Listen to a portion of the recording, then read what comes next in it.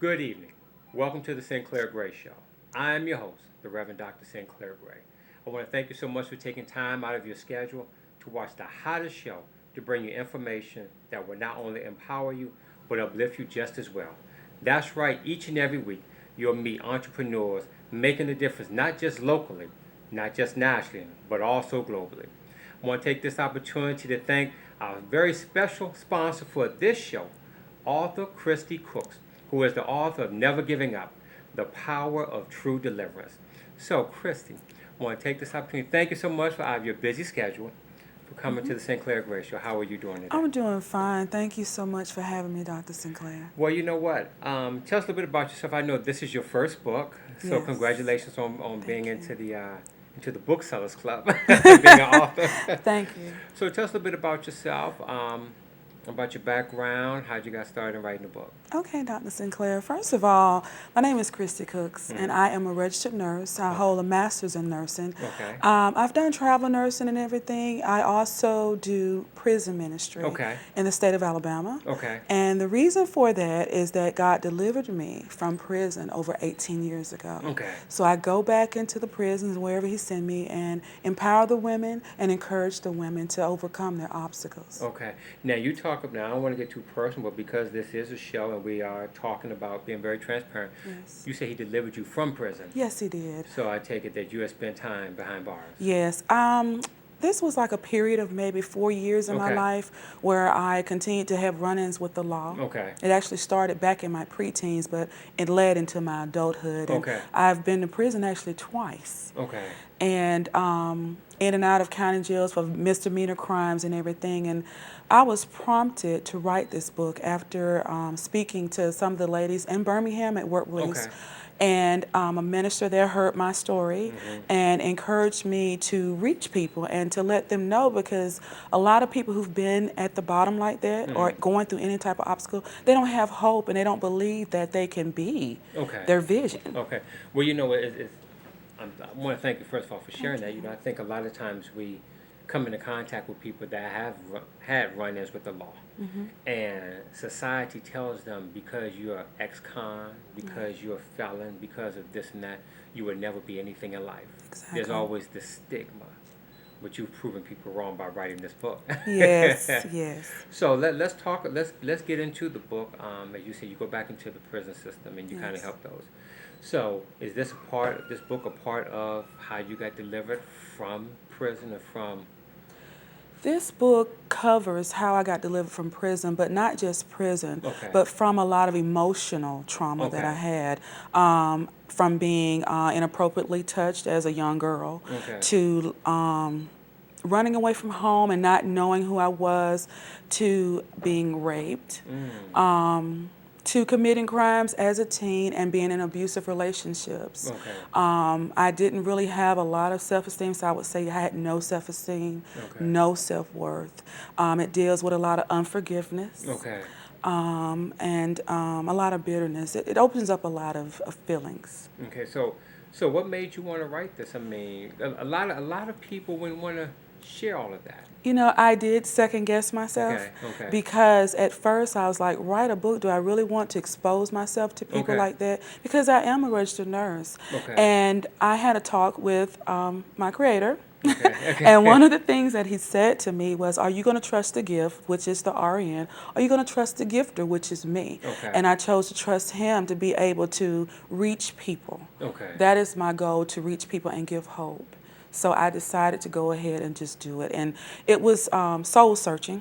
Okay. I relived a lot of the emotion. I was Okay. it was very emotional writing this book Okay. because I had to relive some of the trauma that I had been through.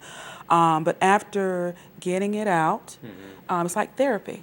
Okay. It was therapy for me, and I realized too I needed to work some more on some things that I thought that I had forgotten or put away. And I'm the type of person out of sight, out of mind, and I realized I had to deal with this in order to birth this book and be effective with people. Now, I know you said that you had to do a lot of soul searching. Yes. Let's talk a little bit about that. Let's talk about how you felt.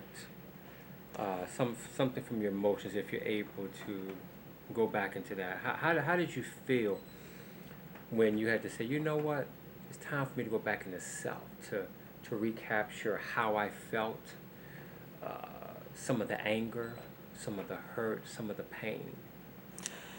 It was really scary because I wasn't sure that I really wanted to revisit that again. But I knew that it was causing problems Okay. in my adulthood. Okay. Being raped caused problems in my marriage, Okay. in my relationship with men, period. Unforgiveness caused a lot of problems with me, just period, because I was suffering. I was in need of help. And a lot of times we go to various places. I do go to church. I am a Christian. But I had to ask God to show me anyone. I was desperate. What I need to work on. How can I improve myself? I don't want to come to people telling them how to be forgiving and loving when I'm not a representation of what I'm preaching. Okay. So to go back and soul search, again, it was very, very uncertain and very scary, but I felt more confident in myself. My self-esteem improved. Okay. My self-worth improved. So it was challenging. Okay. It was very Because I know we have a lot of people out here in today's world. I know you say you do a lot with women, women as well as men. But let's deal with the women for a moment. Okay. We have a lot of women out here who are lost. Yes. A lot of women who suffer from low self-esteem and low self-worth.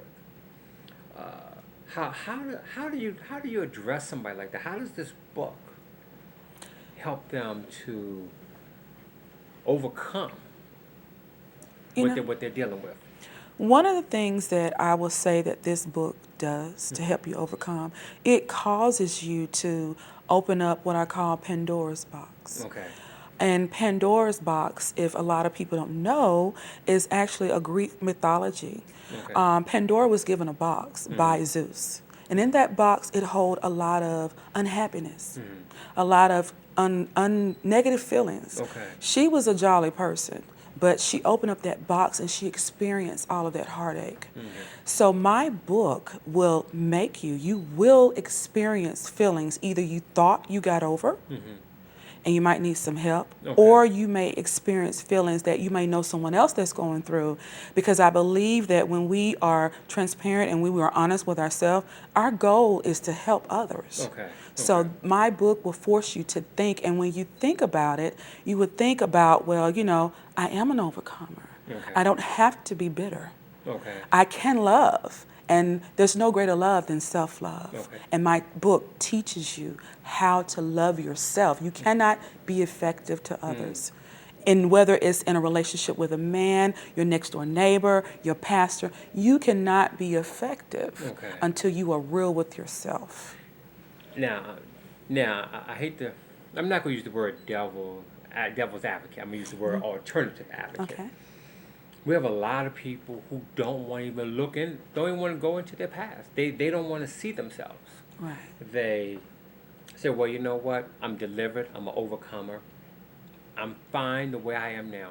Why do I need to go back and revisit the past? It's too painful. It's too hurtful. Why do I want to go back there? How can you encourage somebody, if that's a good term? How can you encourage somebody to go back for healing when either one, they think that they're healed already without even addressing the issue, or two, they just don't even want to go back to that painful time in their life? Okay. I will say this, that there are no failures. Okay. That everything, whether it was good or bad, served a purpose, and it's a part of your journey. In turn of your journey, that's a part of your destiny. Okay. It's important for you to search your soul and make sure that, hey, I need to work on this, I need to work on that, to complete the journey. You are here to serve others. And in order to serve others, it's important to look back and say, you know what, I don't care how much it hurts me. I don't care what anybody says, and that's how I felt. I don't care. I'm just going to go forth with it. There is purpose for my pain. It is not just for Christy. It is to help anybody. I don't care what race, creed, color, religion you are. Everyone deserves hope. Everyone deserves that one push. Yes, you can. I will. I am doing this. Okay. Everyone needs that. I was merely existing. Now I can say I am living. Okay. I am free of that. I mean, I was to the point of saying, well, if I have to go to someone's gravesite and ask for forgiveness for not forgiving them, I'm in it for the long run because I realize this is a problem. Okay. And it's only going to keep building. And I was just tired of building mountains when I wanted to create valleys and roads for people. Okay, I like that. Thank I like you. that. Well, I want to go back to what you just said. You said you moved from existing to living. Yes.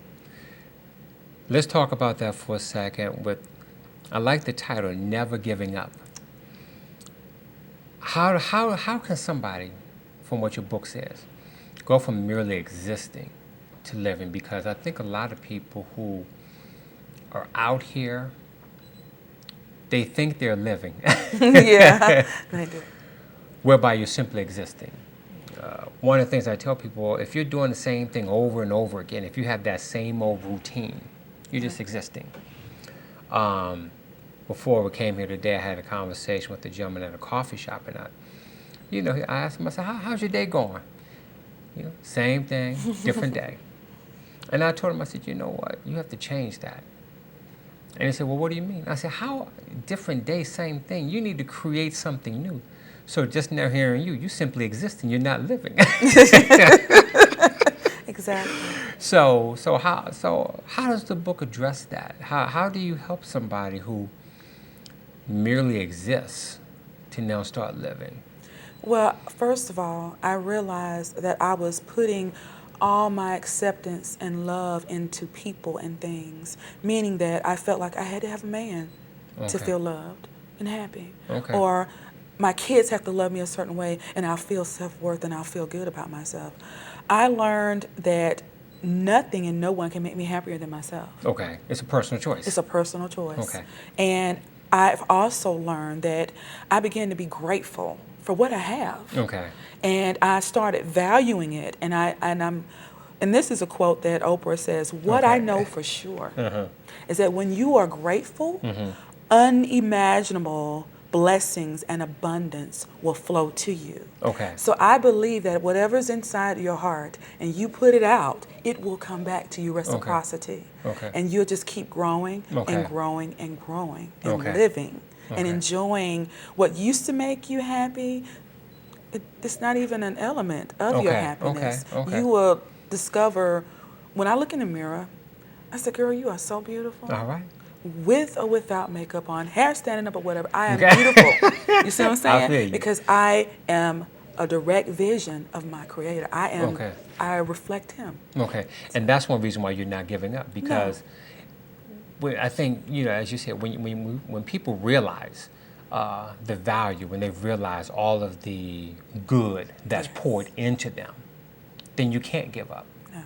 I think that, dealing with what you shared earlier about your time behind bars, we live in a society whereby we like to stigmatize people. We like to label them and categorize them. Well, you've been locked up, so you're no good, or you're a drug addict. Whatever addiction you have, whatever negative behavior you have, people are unforgiving.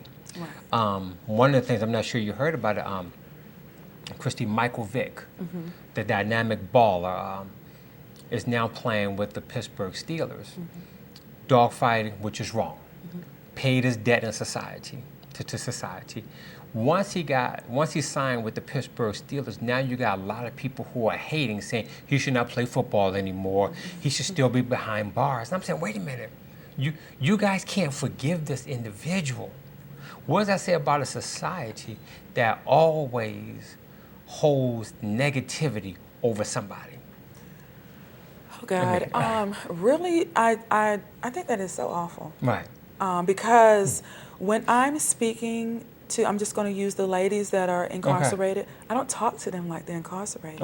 I talk to them like they're already free. I encourage them to write the vision down. Whatever it is that you had on your mind, you can be it. I think that you try to block it out, because I had, negativity around me. I did. You do. You have it every day. Right. But I surround myself with what I want to become. Okay. I had nursing people who would encourage me. You can do this, Christy. Okay. I had the assistant warden to write a letter to the board of nursing for me. Wow. So see see when you believe in yourself and other people see that and they see that change, you will attract what you are, and he will send you the credentials. Okay. All I had was 6 numbers behind my name. Okay, but God sent me the assistant warden to write a letter of recommendation on my behalf, because she saw that change in me. She saw that desire. And a lot of people be like, you've been to prison. I don't care. I don't let my past dictate my present and where I'm going, because it's greater. Because that's why you can't give up. That's it. That's it. I could never, because even when I think about it sometimes, I'm like, God, I know my prison number. And God's like, okay, yeah, you do, but you also know my grace. And you also know that I am a deliverer. All right. True deliverance, excuse me. True deliverance. You know this. So it reminds me of his goodness. There's nothing too hard for him. And I feel like, even though people are on drugs, but for me, I think 3 hearts in a cot is the lowest you can get to being dead. Because you have no rights, no nothing. And you are at the lowest. Let society tell you, you're at the lowest. You're the least of these. Yeah. Now, what I want to do now, let's shift. Let's talk about this power of true deliverance. When we hear the word deliverance, depends on different faiths, religious practices. When we talk about deliverance, what do we mean by deliverance according to Christy Cooks in this book? I had a repetitious nature. Meaning that I just could not do right. I was bound. Repeatedly, help me out of this situation. I won't do it anymore. And even though my mom took me to church every Sunday, I had to get to the point where I was tired of my pig pen. And I had to have what the Bible calls a Paul Saul moment. He had to put me in a place where nobody could reach me, where I had to totally depend on him. And I made up in my mind, I knew that I could do better. I was tired of hurting my mother. I am an only child. So I was tired of hurting my mother and my immediate family. And most of all, I was tired of hurting myself. It was when I got real with myself that the change, because there's a title in my book called The Transformation. That is when the transformation take place. You have to ask him to create in you a clean heart. Take everything out that's not right. Change my mind so I won't go back to the same people, the same way of thinking, and I began to take, God at his word. I really did. You say that I can have this. You say that, you have a cattle on 1,000 hills. It's mine. I did not limit my God, and I refused to limit myself. I gave the vision to my mom at 10 years old. She used to work at a leading university, and they had a party one time, and they said, well, Christy, what do you want to be when you grow up? I was 10. I said, I want to be a registered nurse. And I knew that. But I did not know the journey. And I know for a fact that if I had have just went straight from high school to college, I wouldn't have been appreciative of where I am. And so it's just like you have to get to a point where you're tired and you want change. Change is possible, but it starts from in the heart and with the mind. So that is what I mean by true deliverance. You don't want to go back to it. You know that it's greater. No matter what, you're going to face obstacles, even when you're on the right side. But you got to know that you can make it. And what can you learn from that? So is it to a point of, we all hear that expression, being sick and tired of being sick and tired. Does it go deeper than that? In order to get what you're saying, the power of true deliverance? I feel that it goes deeper than that. It's more than saying sick and tired. It's more of saying, who can I help?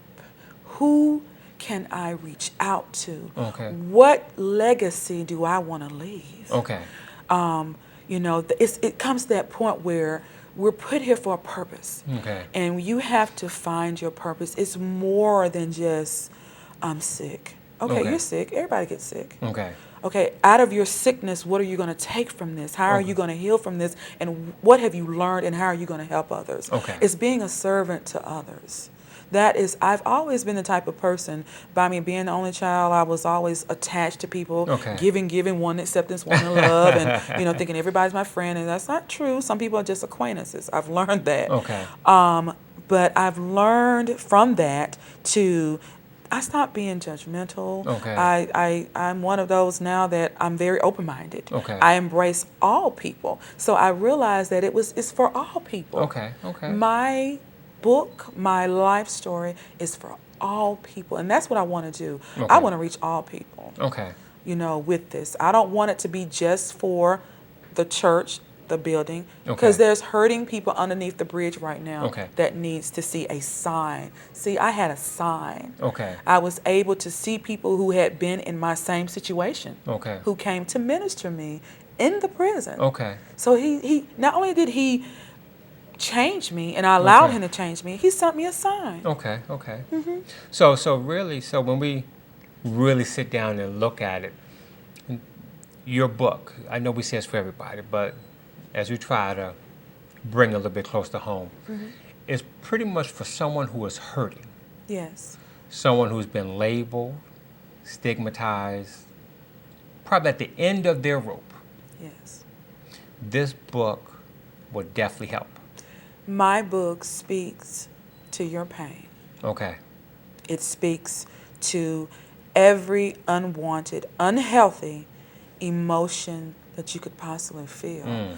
Every setback. Because people need to understand that those negative feelings are setbacks Okay. for you. You cannot, I don't care, you can be a millionaire, but you can be a more effective millionaire if you deal with your issues, and we all have them. Some of them, might not be what you might not have what I have, but we all can learn from it. Okay. The underlying thing about my book is it is love at the purest. It is teaching you love at the purest. So, would you say it's almost a step by step to help somebody? And the reason why I ask you that, Christy, there are many people who want to be taught. Exactly. They want to say, show me how to do it. I don't want to think for myself. Right. What steps, is this a book that can help somebody figure out what steps to take?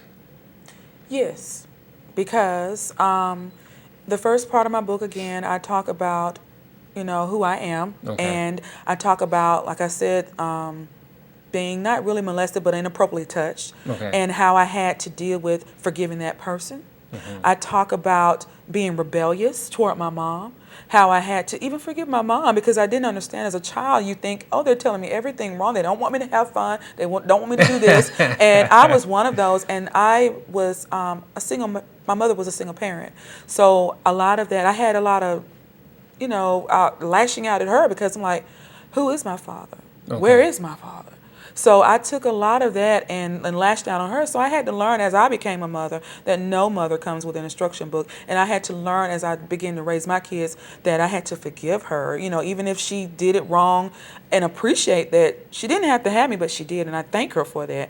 And even through that, I had to learn to forgive the people who raped me. I mean, because they were never brought to justice, but, I had to learn how to forgive them in order for me to learn how to have healthy relationships.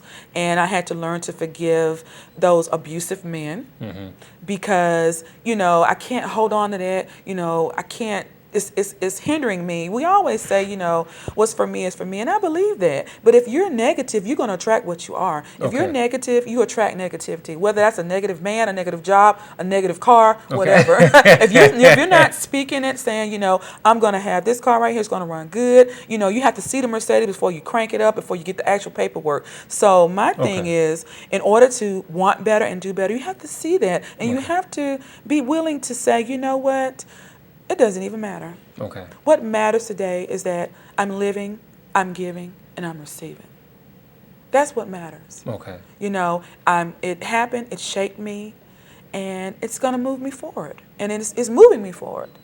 You know, even now when I read my own book, Okay. because I do occasionally look in it, it makes me cry. Okay.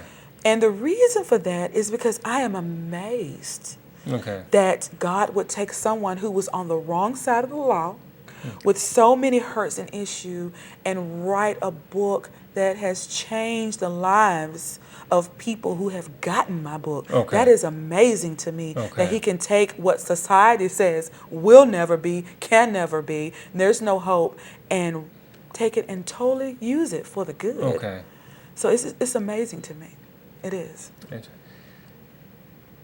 Powerful, powerful stuff. I'm almost speechless because I think that there's so many books out here that tells you this, tells you that, but you know, coming from a religious perspective, quote this scripture, accept this faith, pray this way.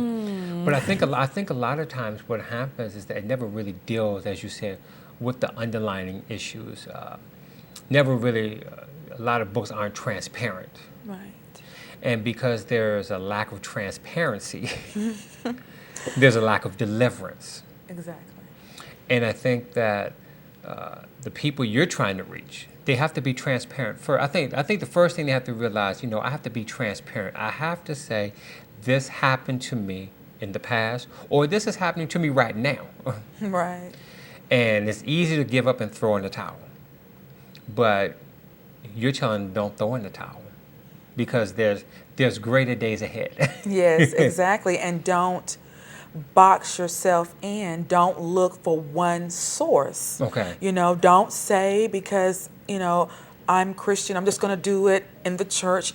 God can use anybody. Okay. Whether they're believers or not, to bless you. And so when you get to that point of desperation, and I was at that point, I was like, you know, I don't care. You know, if you speak to this dog underneath this bridge, it doesn't matter as long as it can give me what I need. I need help. I need the tools. And it doesn't always come from quoting scriptures. It's okay to quote scriptures. There's nothing wrong with that. But I'll say this. Certain demons, and I say this from a religious point of view, you can cast out. You can get in the prayer line and it's gone. But there are certain things, certain issues that you are going to have to work through, chip at it bit by bit. And you got to be open for help to receive it. My mentor and life coach, because I do have one, her thing is when the student is ready, the teacher will appear. I heard that. Well, look here. We've had such a great time. Yes. The title of your book is Never Giving Up, The Power of True Deliverance. Real quick, in about 30 seconds. How can people get your book? And also, what's one thing that you want to leave with the audience? The one thing that I want to leave with the audience before I give you my information is I love to do quotes. And Maya Angelou says, try to be a rainbow behind someone else's cloud. That means it's not always about you. Reach out and help each other. Each one can reach one. We can tackle a multitude if we do that. And in order to get in touch with me, you can go to my website. You can go to www.christyscooks.com. That is MSCHRISTYCOOKS.com. If you want to reach me on a more personal level, you can have my email, which is www.christyscooks61@gmail.com. In order to contact me for any speaking engagements, or you want to personally talk to me about things, you're more than welcome to call me on my business phone. He did allow me to do this, y'all. Exactly. You can call me on my business phone, which is 770-906-0422. And I am on Periscope. I'm going to do a weekly broadcast on Periscope starting September 13th based on each chapter of my book. Each week, I'm going to take a chapter from my book and dissect it and break it down. Cool. Well, thank you, Christy, for your time. I want to thank you, the listening and viewing audience, for taking time out of your schedule to hear this powerful woman, Christy Cooks, who is the author of her first book, Never Giving Up, The Power of True Deliverance. Each and every week, like I said, on the Sinclair Gray Show, I want to bring you top entrepreneurs making a difference, not only nationally, but also globally. If you need to get in contact with me about being a sponsor or being a special guest on my show, reach me directly at 678-516-0779. Until next week, remember, don't give up, because you can do all things through God who strengthens you. I'm your host, Reverend Dr. Sinclair Gray, for the Sinclair Gray Show. Peace. Bye-bye.